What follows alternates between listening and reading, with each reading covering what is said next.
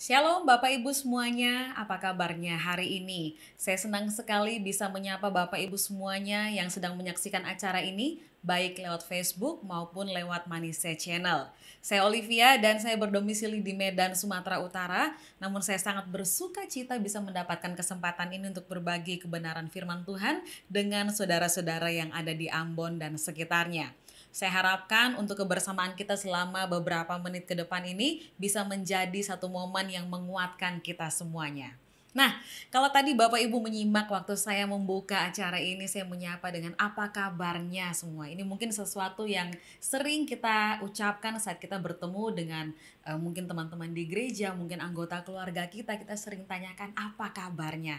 Dan tentunya saat kita menanyakan kabar mereka, kita juga mengharapkan bahwa yang terbaiklah yang terjadi dalam hidup mereka. Ada sukacita, ada damai sejahtera.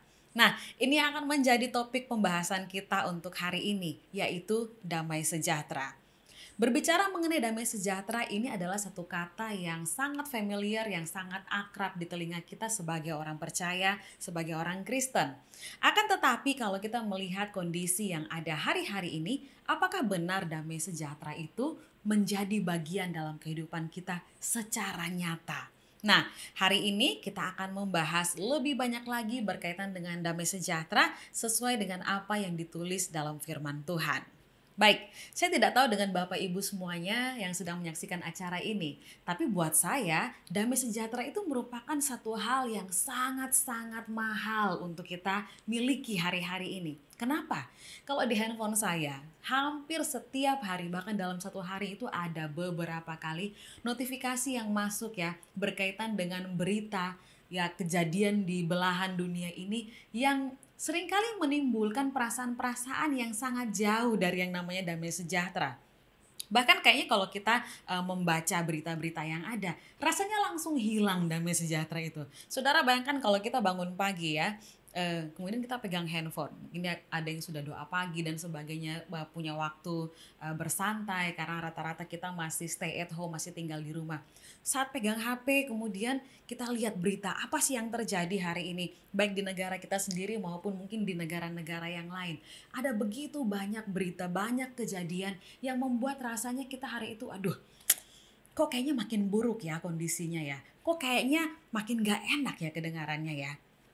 Nah, bertahun-tahun yang lalu waktu saya masih kuliah, kebetulan saya belajar mengenai ilmu komunikasi. Ada satu pepatah dalam mata kuliah jurnalistik yang seringkali kami jadikan sebagai bahan candaan, yaitu bad news is a good news ya. Artinya kabar buruk itu adalah kabar yang baik. Kenapa? Karena saat ada satu peristiwa yang buruk terjadi, rasanya itu menjadi satu topik yang bakal menjadi headline, berita headline atau berita utama yang dicari oleh orang-orang. Saya nggak tahu apa yang lagi in atau apa yang lagi menjadi tren headline berita di Ambon saat ini. Tapi beberapa waktu yang lalu di Kota Medan ada berita tentang pagar ya, pagar di taman kota kami di sini namanya Lapangan Merdeka, yang satu bagian pagar itu tuh dicuri. Tapi ya puji Tuhan dalam waktu 2 minggu pihak kepolisian sudah berhasil memecahkan masalah tersebut. Nah ini kan sesuatu yang buruk ya, bayangkan pagar itu bisa dicuri. Nah tapi dalam waktu beberapa saat topik tersebut itu menjadi headline di berita lokal yang ada di Medan dan Sumatera Utara. Nah, hari-hari ini ada banyak sekali topik atau berita yang membuat kita merasa galau, membuat kita merasa sepertinya hilang damai sejahtera. Kita memulai hari dengan membaca hal-hal seperti itu dan kayaknya membuat kita selalu merasa ketakutan. Apakah saya cukup melakukan sesuatu yang baik hari ini supaya saya tidak mengalami yang buruk seperti yang saya baca tadi pagi? Mungkin itu yang timbul dalam hati kita. Jadi Bapak Ibu bisa dibilang bahwa hari-hari ini damai sejahtera walaupun sering kita ucapkan, begitu akrab di telinga kita. Namun apakah kita benar-benar merasakan damai sejahtera itu? Apakah kita benar-benar hidup di dalam damai sejahtera itu? Dan saya mengakui bahwa damai sejahtera memang adalah hal yang sangat-sangat berharga untuk kita miliki setiap hari. Tidak peduli apapun yang sedang kita alami saat ini. Bahkan saat mungkin kita tidak mengalami masalah apapun. Tapi saat ada damai sejahtera, kita bisa menikmati setiap hari dengan maksimal. Nah, berbicara dengan damai sejahtera, saya akan mengajak kita semua untuk melihat dari firman Tuhan. Ini mungkin satu bacaan yang sangat akrab bagi Bapak Ibu semuanya, tapi hari ini mari kita lihat bersama. Bagi yang punya Alkitab, boleh silahkan dibuka di Yohanes pasal yang ke-14 ya. Yohanes pasal yang ke-14 ini bercerita satu momen di mana Yesus menghabiskan waktu bersama dengan murid-muridnya sebelum ia disalib. Dan ada satu pembicaraan yang sepertinya kalau kita mencoba menempatkan diri kita di dalam momen atau situasi saat itu, sepertinya begitu sentimental ya, begitu emosional. Satu pertemuan yang sepertinya karena kita lagi mau mempersiapkan diri untuk berpisah dengan seseorang yang begitu dekat di hati kita, yang begitu akrab dalam kehidupan kita. Nah, ini Tuhan Yesus lagi bicara dengan para murid-muridnya menjelang dia akan disalibkan. Sepertinya mempersiapkan mental dan perasaan mereka. Dia menguatkan mereka, dia menghibur mereka. Nah, kalau kita bayangkan ya, biasanya kalau kita udah tahu kita mau berpisah dengan seseorang kan. Kemudian orang ini tersebut menghibur kita. Biasanya tuh kita malah makin rasanya aduh kok sedih ya, sebentar lagi saya berpisah dengan dia. Nah saya coba untuk menempatkan diri saya dalam momen atau situasi seperti itu. Gimana ya perasaan murid-murid ini ya saat mereka diberitahu bahwa sebentar lagi Tuhan Yesus tidak akan bersama-sama dengan mereka. Karena kalau kita baca di pasal yang ke-14 ini, Tuhan Yesus bilang bahwa dia akan pergi ke satu tempat, ya, mempersiapkan rumah bagi kita. Nah, ini satu momen atau topik yang begitu emosional bagi para murid saat itu. Akan tetapi di dalam bacaan yang sama kita juga temukan bagaimana Tuhan Yesus menguatkan mereka. Jangan kalian gelisah, jangan kalian takut, ya. Aku akan mengirimkan penghibur, ya. Di sini juga Tuhan Yesus menjelaskan bahwa ada Roh Kudus, ya, yang menjanjikan Roh Kudus akan dikirimkan bagi setiap murid-muridnya, menguatkan mereka, menghibur mereka. Dan satu bagian yang akan menjadi sorotan kita pada hari ini, kita akan lihat di Yohanes pasal yang ke-14 ayat yang ke-27. Silakan, saya persilakan Bapak Ibu untuk boleh membuka Alkitabnya. Yohanes pasal yang ke-14 ayat yang ke-27. Saya bacakan ya. Damai sejahtera kutinggalkan bagimu. Damai sejahteraku kuberikan kepadamu. Dan apa yang kuberikan tidak seperti yang diberikan oleh dunia kepadamu. Janganlah gelisah dan gentar hatimu. Ini satu ayat yang begitu luar biasa. Yang sepertinya kalau buat saya seperti merangkum seluruh pembicaraan dalam pasal ini. Ya, Tuhan Yesus bilang, damai sejahteranya dia sendiri, ya. Damai sejahteranya Tuhan Yesus sendiri itu yang dia berikan kepada para muridnya. Dan dia katakan bahwa yang dia berikan, jenis damai sejahtera yang dia berikan ini tidak seperti yang diberikan oleh dunia. Dan oleh karena itu, karena mereka memiliki jenis damai sejahtera ini, mereka punya alasan untuk tidak gelisah dan tidak gentar. Nah, saudaraku, waktu kita membaca ayat ini, yang ingin saya ajak adalah coba kita perhatikan beberapa bagian ya dari ayat ini saja. Tuhan Yesus katakan, damai sejahtera kutinggalkan bagimu. Waktu kita melihat atau mendengar kata damai sejahtera, yang muncul dalam pikiran setiap kita pada umumnya adalah satu kondisi di mana tidak ada masalah, semuanya baik-baik saja, semua kebutuhan kita terpenuhi, keluarga kita semuanya rukun, saling mengasihi satu dengan yang lain. Mungkin tidak ada situasi seperti yang saat-saat ini kita rasakan hari-hari ini, ya, kita begitu termakan, begitu menghabiskan banyak waktu di rumah karena kita tidak bisa beraktivitas dengan leluasa di rumah karena pandemik yang sedang melanda bukan hanya di negara kita tapi di seluruh dunia, ya. Bukan itu gambaran damai sejahtera yang ada dalam pikiran kita. Damai sejahtera itu seharusnya menggambarkan sesuatu yang sempurna di mana tidak ada kekurangan. Semua orang kayaknya rukun-rukun aja. Nah, kemudian dilanjutkan. Damai sejahteraku kuberikan kepadamu. Jadi damai sejahtera yang Tuhan Yesus tekankan di sini adalah damai sejahtera yang dia miliki sendiri. Jenis damai sejahtera yang Tuhan Yesus miliki. Seperti apa sih? Kalau kita melihat apa yang terjadi dalam kehidupan perjalanan Tuhan Yesus ya selama kurang lebih 3,5 tahun dia melayani bersama dengan para muridnya. Sebenarnya hidupnya nggak damai-damai amat ya kalau kita melihat dari kondisi lingkungan sekitar. Ada begitu banyak kecaman yang harus dia terima. Ada begitu banyak orang-orang atau kelompok yang menentang dia. Bahkan di kampung halamannya sendiri pun dia ditolak. Ada saatnya di mana orang-orang mengusir dia dari kota, ada yang mau melempari dia dengan batu. Ada begitu banyak tantangan yang harus dia terima. Bukan hanya sekedar itu, saudara masih ingat peristiwa yang sangat membekas ya, bahkan anak-anak sekolah minggu pun ingat cerita ini saat Tuhan Yesus bersama dengan para muridnya di atas perahu.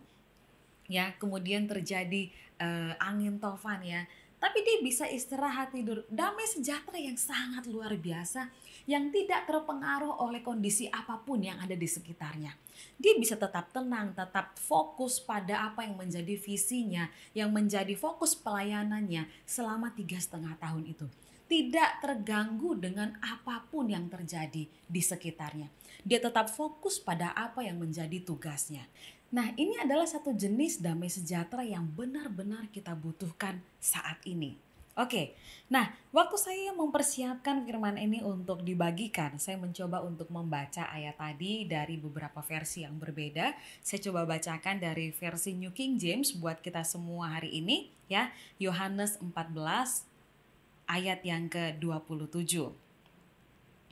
Peace I leave with you, my peace I give to you, not as the world give, do I give to you. Let not your heart be troubled, neither let it be afraid. Waktu saya mencari apa sih artinya damai sejahtera yang dikatakan di dalam ayat ini. Karena kalau damai sejahtera seperti yang dalam pengertian manusia pada umumnya adalah seperti yang saya ucapkan sebelumnya ya. Satu kondisi di mana tidak ada kekurangan, semuanya penuh damai, tidak ada peperangan, semua kebutuhan terpenuhi, semua orang saling mengasihi. Sepertinya itulah definisi yang tepat kalau kita bicara kata damai sejahtera. Tapi pada waktu saya mencari dari bahasa aslinya, damai sejahtera yang ada di sini ya, itu katanya adalah Irene ya, Irene. Jadi kalau ada yang namanya Irene, nah itu saudara bisa tahu arti nama saudara ya. Itu artinya adalah kemakmuran, satu, kemudian peace ya, peace damai sejahtera seperti yang kita baca tadi. Kemudian ada ketenangan, peristirahatan, dan kemudian set at one ya, set at one again. Maksudnya tidak terpecah-pecah, menjadi satu kesatuan. Biasanya kalau ada yang suka nonton ya, suka nonton film barat gitu, biasanya ada satu adegan misalnya di mana seseorang kayaknya mengalami masalah, kemudian panik, tidak bisa berpikir apa-apa. Muncul satu frase yang begitu sering muncul di TV ya, atau di film tadi ya, yang mengatakan gini, put yourself together. Maksudnya dirimu itu jangan terpecah-pecah, coba disatukan kembali. Nah ini kayaknya menarik ya waktu saya perhatikan. Satu damai sejahtera yang membuat pikiran kita itu tidak terpecah-pecah kemana-mana. Tapi tenang, semuanya bisa menjadi satu. Dan ini yang membuat kita bisa berpikir dengan jelas, berpikir dengan tenang, tanpa kegalauan dalam hati kita. Nah kemudian itu ya untuk menjelaskan kata damai sejahtera tadi. Kebalikannya ya untuk kata gelisah ya, gelisah.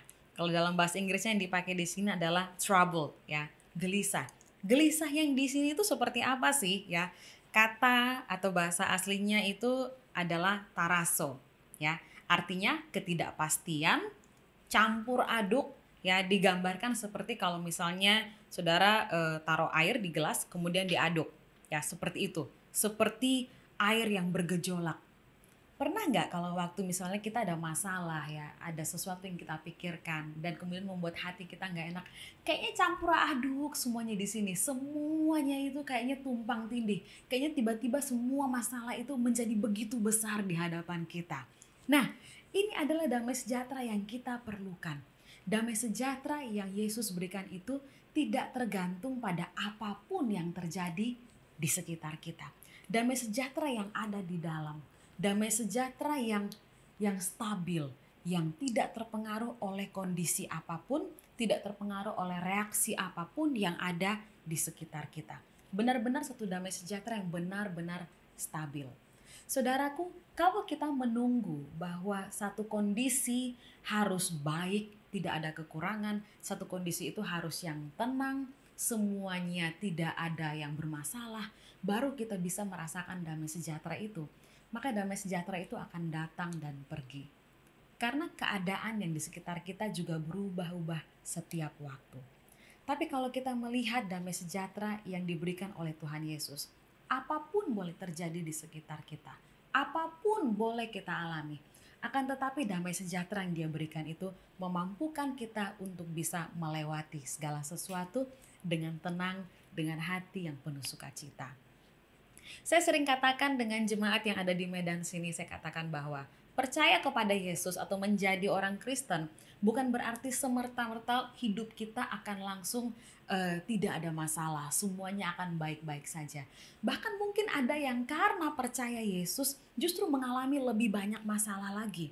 Tapi apa yang membedakan kita dengan orang-orang di luar sana adalah saat kita percaya Yesus, saat kita menyerahkan diri kita, menjadikan Dia sebagai Tuhan dan Juru Selamat kita, maka damai sejahtera yang kita miliki di dalam Dia itu adalah satu damai sejahtera yang tidak tergoncangkan oleh apapun juga.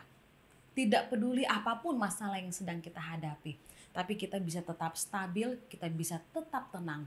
Dan ini sesuatu yang sangat penting. Karena saat kita punya masalah, kemudian pikiran kita kalut, kita tidak bisa memikirkan solusi dengan baik. Oleh karena itu saudara, saat saudara sedang galau, jangan pernah membuat keputusan pada saat itu. Tenang, berdoa, minta Tuhan berikan kekuatan, Tuhan berikan aku damai sejahtera-Mu.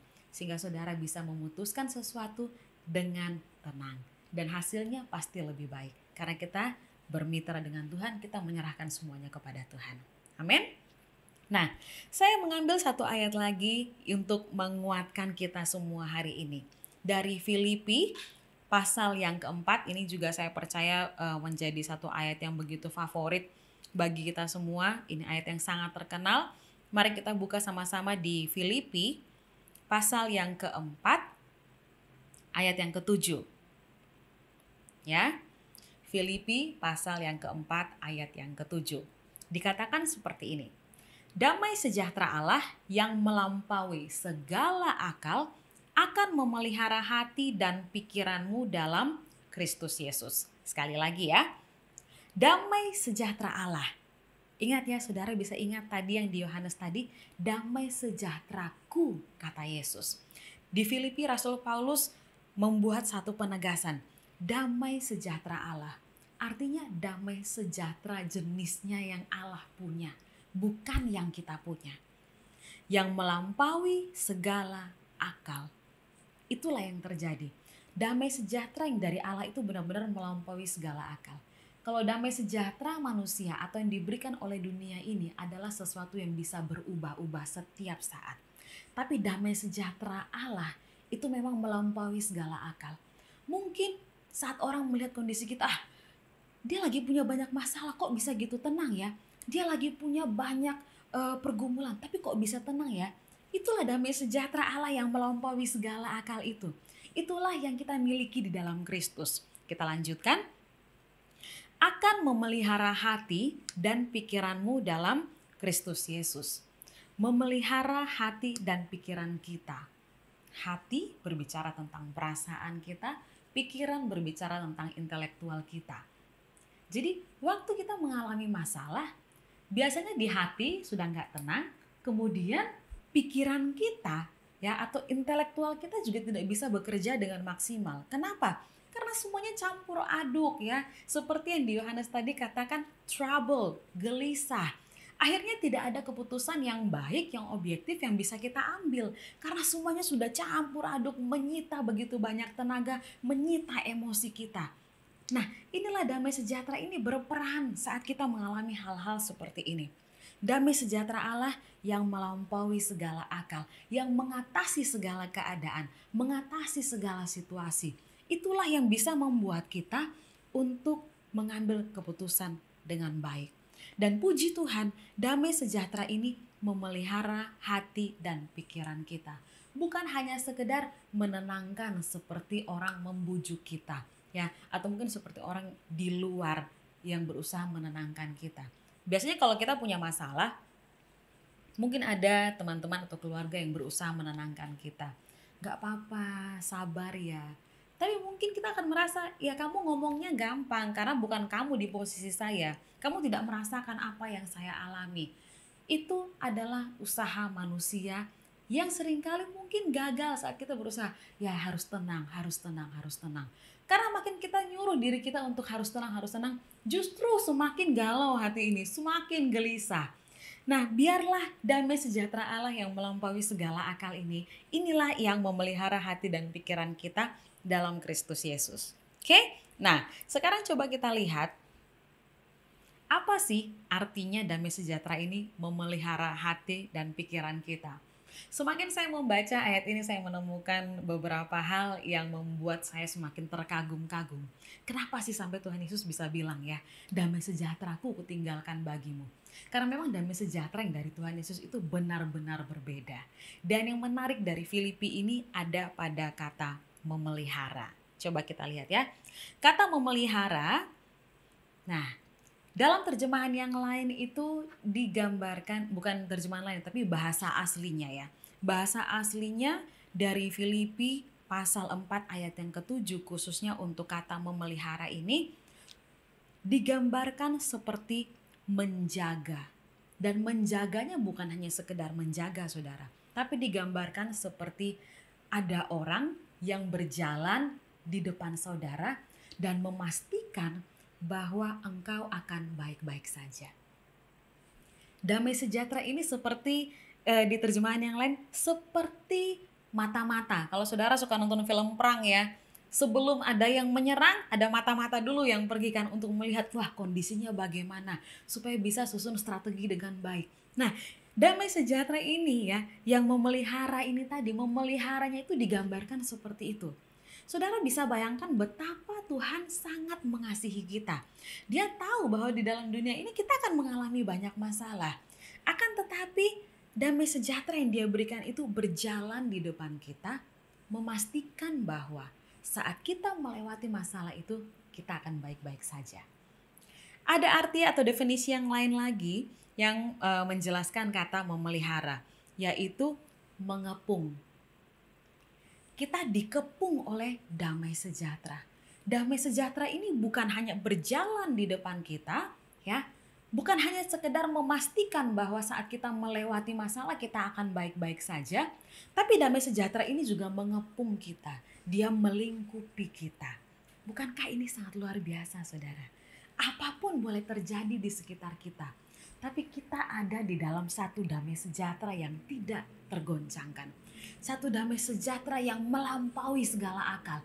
Sehingga apapun yang terjadi, saudara bisa katakan Tuhan Yesus baik. Amin.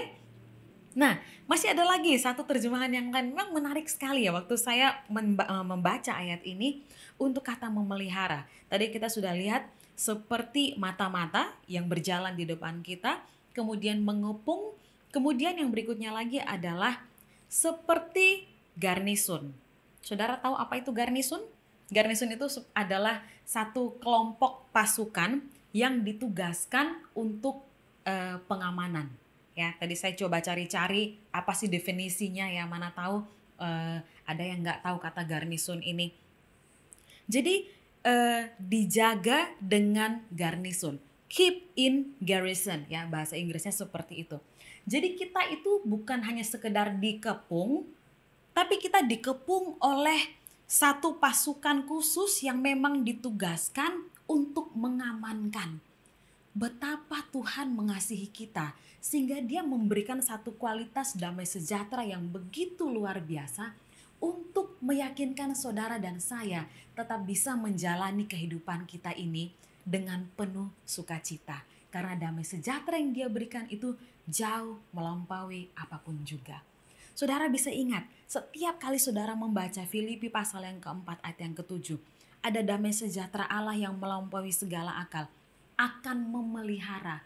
Memeliharanya itu adalah menjaga. Damai sejahtera yang mengepung saudara, mengelilingi saudara, memastikan saudara tetap baik-baik saja.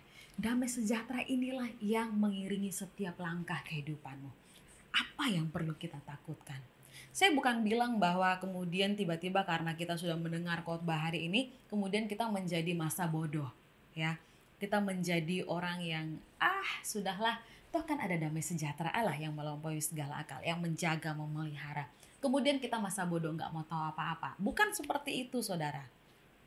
Tapi justru karena kita tahu bahwa kita punya jenis damai sejahtera yang seperti itu, justru membuat kita menjadi lebih bijaksana, membuat kita lebih berhikmat. Kenapa? Karena sekalipun ada masalah yang terjadi di sekitar kita, kita tahu kita ada dalam penyertaan Tuhan.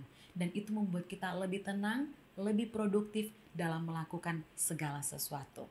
Apa yang saudara perlu lakukan hari-hari ini? Mungkin sebagai pelajar, tetaplah belajar dengan giat. Tidak perlu merasa takut, tidak perlu merasa khawatir tentang masa depanmu, tentang hari esokmu. Karena ada Tuhan Yesus yang telah memegang hari esokmu sehingga membawa engkau pada masa depan yang penuh dengan pengharapan. Bagi saudara yang berbisnis hari-hari ini, tetap lakukan bisnismu dengan maksimal. Lakukan yang terbaik, dengan penuh sukacita, dengan penuh semangat. Perkatakan apa yang saudara mau inginkan, bukan yang sedang saudara lihat hari-hari ini. Perkatakan apa yang engkau ingin lihat. Katakan bisnismu sukses. Perkatakan bahwa engkau bisa menjadi berkat bagi orang-orang di sekelilingmu. Bagi mungkin ibu-ibu rumah tangga, perkatakan hari-harimu adalah hari yang penuh damai sejahtera. Engkau bisa merawat keluargamu yang sedang stay at home, yang tidak bisa keluar rumah menjalankan aktivitas sebagaimana biasanya dengan penuh sukacita. Tidak merasa bosan, tidak merasa sepertinya habis tenaga, habis akal. Tapi kita bisa jalankan semuanya dengan penuh sukacita. Kita tetap produktif. Kenapa? Karena kita punya damai sejahtera yang melampaui segala akal tadi. Saudara, kalau kita melihat kita bisa flashback kembali. Saat kita tidak tahu bahwa kita punya damai sejahtera yang seperti ini. Ada begitu banyak hal yang bisa membuat kita setiap hari merasa takut. Kita khawatirkan hal-hal yang ada di depan kita. Bahkan mungkin itu hal-hal yang sebenarnya belum tentu terjadi. Tapi karena kita mengkonsumsi banyak hal dari dunia ini yang menimbulkan ketakutan, akhirnya kita pun bisa berandai-andai. Seandainya kalau itu terjadi padaku, seandainya kalau itu terjadi pada anak-anakku, seandainya itu terjadi pada keluargaku, bagaimana? Dan kemudian akhirnya hati kita mulai gelisah. Kita mulai takut dengan hari esok. Kita mulai merasa tidak percaya diri untuk melakukan hal-hal yang ada di depan kita. Dan akhirnya kita mulai salah mengambil langkah, salah mengambil keputusan. Hari ini kita dikuatkan oleh kebenaran firman Tuhan, bahwa Tuhan Yesus memberikan damai sejahtera yang jauh melebihi apapun yang bisa diberikan oleh dunia ini.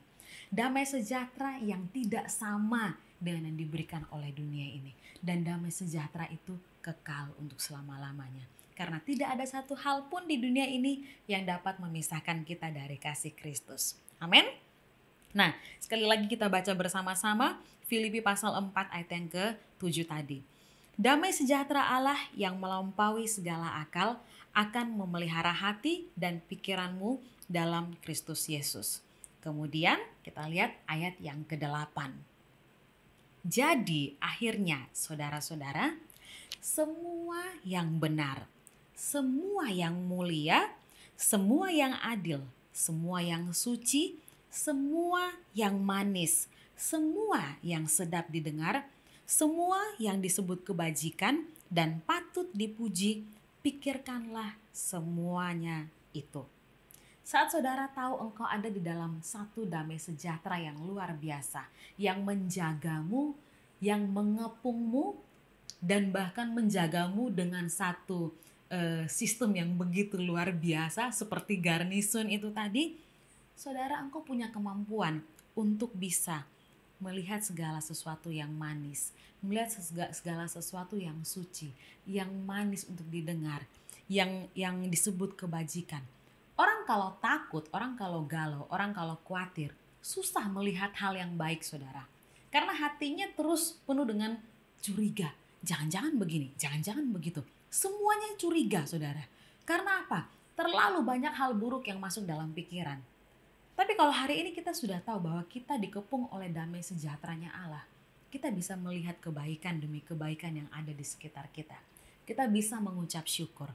Kita bisa melihat setiap kebaikan Allah dalam kehidupan kita termanifestasi dalam kehidupan secara jasmani. Amin. Nah, kita lanjutkan lagi. Ini penting ya, dan juga mungkin akan menjadi poin penutup kita untuk hari ini. Setelah kita membaca ayat 7 dan 8, kita lihat ayat yang ke-9. Dan apa yang telah kamu pelajari, dan apa yang telah kamu terima, dan apa yang telah kamu dengar, dan apa yang telah kamu lihat padaku, lakukanlah itu. Maka Allah, sumber damai sejahtera, akan menyertai kamu. Kenapa saya pengen supaya kita baca sampai pada bagian ini? Karena gini saudara, kita sudah dengar tentang damai sejahtera Allah yang begitu luar biasa. Tapi kemudian muncul pertanyaan. Iya sih, damai sejahtera Allah memang luar biasa, hebat. Dan itu dia berikan. Masalahnya aku gak rasa loh. Masalahnya aku tidak merasakan jenis damai sejahtera itu. Gimana sih biar bisa dapatkan jenis damai sejahtera itu? Sudah berdoa, sudah minta Tuhan, tapi tidak ada rasanya di dalam hati. Saudaraku, damai sejahtera ini bukan sesuatu yang langsung kemudian kita harapkan langsung terjadi, kita rasakan. Ya. Tapi Rasul Paulus memberikan satu teladan yang sangat bagus. Dia katakan, apa yang telah kamu pelajari, apa yang telah kamu terima, apa yang telah kamu dengar, apa yang kamu lihat padaku. Jadi dia bilang pada orang-orang atau jemaat di Filipi ini, kamu udah punya pengajaran, kamu sudah lihat kesaksian tentang kehidupanku, kalian sudah dengar apa yang aku alami, lakukanlah itu. Artinya saudara, untuk damai sejahtera itu timbul di dalam hati kita. Penuhkanlah hatimu, pikiranmu dengan firman Kristus. Supaya saat Tuhan berbicara, saudara tahu ini Tuhan yang lagi kuatkan saudara. Bagaimana saudara mau minta sama Tuhan damai sejahtera? Kemudian saat Tuhan bicara, kasih tahu sesuatu, saudara nggak tahu itu dari Tuhan. Kenapa? Nggak pernah baca firman. Nggak pernah penuhi hati dan pikiran dengan firman Kristus. Ini mungkin saya bisa sharingkan sedikit ilustrasi ya, yang sering kami gunakan di sini. Saudara masih ingat waktu Tuhan Yesus dicobai ya di padang gurun? Di sana pencobaan yang pertama iblis katakan, kalau engkau anak Allah, ubah batu ini menjadi roti. Kemudian Tuhan Yesus bilang bahwa manusia bukan hidup dari roti saja, tapi dari setiap firman yang keluar dari mulut Allah. Artinya firman ini ya adalah makanan buat kita.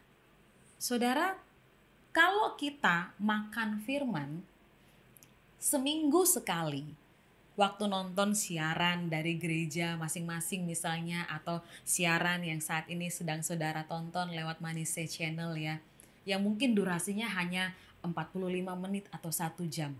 Kemudian setelah acara siaran ini selesai, saudara gak pernah lagi buka firman, gak pernah lagi baca Alkitab, gak pernah lagi duduk dan sharing dengan anggota keluarga. Kemudian kita harapkan kita punya kekuatan untuk menghadapi masalah selama 1 minggu. Coba kita bayangkan ini dalam kehidupan kita sehari-hari. Pernah gak diantara kita hanya makan 1 kali untuk bertahan hidup 1 minggu? Kira-kira masuk akal nggak kayak begini ya?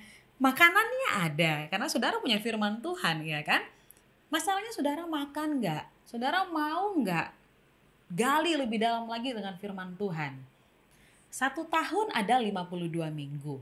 Dan kemudian mungkin kita hanya dengar firman setiap hari Minggu saja. Itu pun kalau memang benar-benar konsentrasi dengar. Kalau mungkin tiba-tiba dalam 1 jam itu ada sedikit ngantuk ya, mata mulai tertutup, pikiran mulai ke lain tempat. Jadi saudara gak benar-benar dengar apa yang disampaikan oleh pendeta saudara misalnya gitu. Tapi saudara berharap dengan makan firman kurang lebih 52 kali dalam setahun, saudara mau kuat hadapi hidup 365 hari. Kayaknya hitung-hitungannya nggak pas ya saudara ya. Bahkan kalau saudara cuma makan 1 minggu 1 kali, 1 minggu 1 kali, saya yakin pasti saudara langsung dibawa ke UGD karena kurang gizi. karena malnutrition, seperti itu. Coba ini kita, kalau untuk hal yang jasmani kita bisa pahami. Coba mulai lihat firman Tuhan itu adalah makananmu sehari-hari. Sehingga engkau punya kekuatan untuk menghadapi setiap pergumulan yang ada. Sehingga damai sejahtera itu bukan up and down, naik turun sesuai kondisi, tapi stabil. Kenapa? Karena engkau punya nutrisi yang stabil setiap hari. Makan dari firman Tuhan. Damai sejahtera itu bertumbuh, saudara. Apapun masalah yang engkau hadapi, apapun persoalan, pergumulan yang terjadi, kita tetap bisa punya damai sejahtera yang stabil. Kenapa? Setiap hari saudara makan firman Tuhan. Ini bukan satu hal yang berlebihan ya. Mungkin adalah di antara saudara yang tahan bu, saya kalau satu hari memang makan satu kali karena lagi diet gitu ya. Tapi ini kita bicara mengenai kandungan gizinya saudara. Bayangkan kalau misalnya hanya makan satu minggu satu kali, lemes saudara. Kita pun nggak tahu kapan kita akan menghadapi hari yang jahat ya. Kapan kita akan menghadapi masalah. Masalah jenis apa? Kita nggak tahu karena setiap hari yang ada di depan kita ini tidak pasti. Tidak ada ketidakpastian, tidak ada yang bisa menjamin apa yang ada di hadapan kita. Namun satu jaminan yang kita punya adalah kita punya damai sejahtera yang luar biasa yang Tuhan sediakan bagi kita. Oleh karena itu penuhi hati dan pikiran kita setiap hari dengan firman Kristus. Setiap hari gali firman Tuhan. Engkau menguatkan dirimu dengan firman Tuhan. Makan firman Tuhan saudara. Tidak ada cara yang lain. Tidak ada penghiburan lain yang bisa kita lakukan untuk menguatkan diri kita menghadapi apa yang ada di dunia ini. Hanya firman Tuhan yang bisa menguatkan kita setiap hari. Karena di situ ada janji Allah. Karena di situ ada kekuatan. Dan firman Tuhan itulah yang membuat iman kita timbul. Dan saat iman itu timbul, kita boleh bertumbuh dalam pengenalan akan Dia. Ada damai sejahtera yang begitu melimpah di dalam setiap kita, yang memampukan kita untuk menghadapi hari-hari yang ada di depan kita. Amin saudara. Jadi ini sebenarnya tentang mengubah gaya hidup ya. Kalau hari-hari ini kan kita semua pasti berubah dong gaya hidupnya ya. Yang mungkin biasanya kalau bangun pagi harus mungkin nggak sempat sarapan lagi. Sarapannya nanti sekali nyampe di kantor gitu ya. Kemudian mungkin pulangnya malam, udah capek, kemudian harus cepat-cepat istirahat supaya besok lagi lakukan hal yang sama. Sekarang rata-rata dari kita punya banyak waktu yang ada di rumah. Saudara bisa atur jadwal, ubah gaya hidup saudara.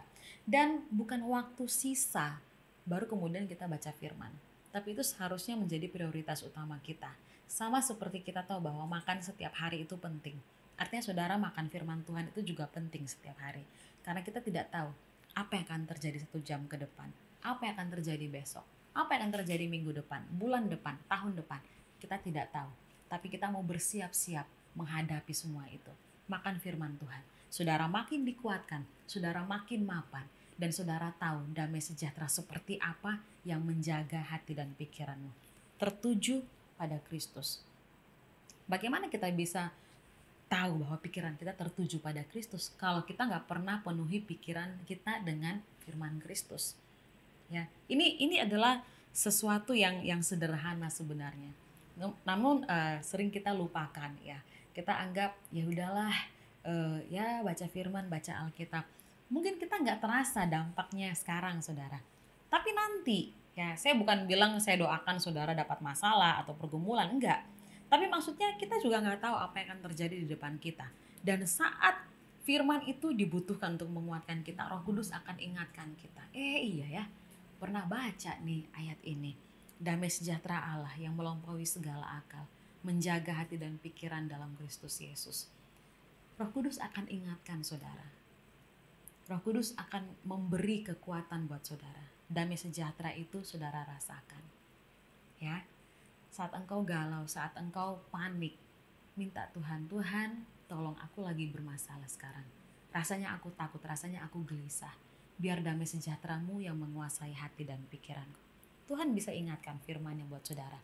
Dan pastikan saudara tahu isi firman Tuhan. Kita boleh membaca berita. Kita boleh tahu informasi yang ada di sekitar kita. Tapi kita jangan berhenti di sana. Counter itu atau lawan itu dengan kebenaran firman Tuhan. Sehingga saudara kuat dan saudara bisa menghadapi setiap hari sebagai orang-orang yang berkemenangan bahkan lebih daripada pemenang. saudara bisa nikmati janji Kristus, saudara bisa menikmati berkat-berkat yang Dia katakan saat engkau tahu firman Tuhan. Intinya hanya itu saudara, ya. Gali lebih dalam firman Tuhan. Ketahui lebih dalam firman Tuhan.